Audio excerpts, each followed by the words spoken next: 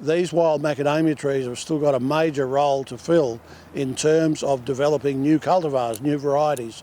I had the pleasure of being here the day the trees were planted, and they were planted for a purpose, and that is to contribute towards the conservation of the 4 species of wild macadamias, and they're all represented here. No one else has them.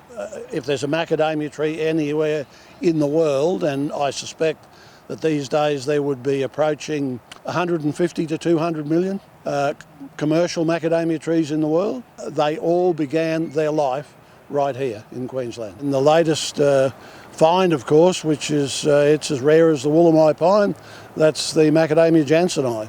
Was only discovered north of here in the Gingin area in the 1980s. 60 trees in the original patch of them that was found.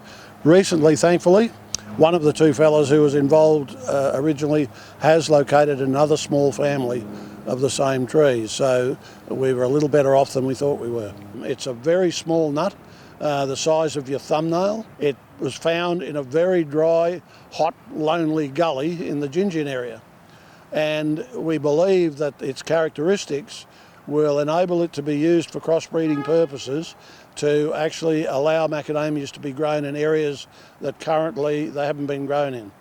There has been some crossbreeding done with it by the specialists, and they produced some edible kernel crossbreeding with a 60% kernel recovery.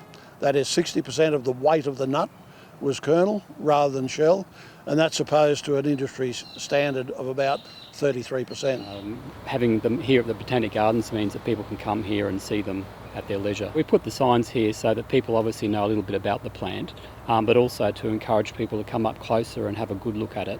You don't want to stand back and look at a tree, you want to get in there and have a real close look at, its flower, its fruit, its bark, just to get to know the tree a little bit better. We've known for a long time that macadamias are very, very important because there's obviously an entire industry based around macadamias. And we all love macadamias, they're lovely to eat. What we didn't know was just how important the genetics are to that industry. So it's really, really important that we have the genetics preserved. It's really good that we're preserving it here in the Bundaberg Botanic Gardens. It's kind of like a safeguard for the future. If anything happens to the ones in the wild, the rare ones, at least we've got some here that can be used further down the track. And to know that we're protecting something very rare, which could otherwise disappear from the planet, that makes us feel really proud. If we lose the wild trees, and that is the danger, and that's why we need to alert Australians to the fact that this is an absolute icon. There is no question about that, probably the greatest horticultural icon in Australia.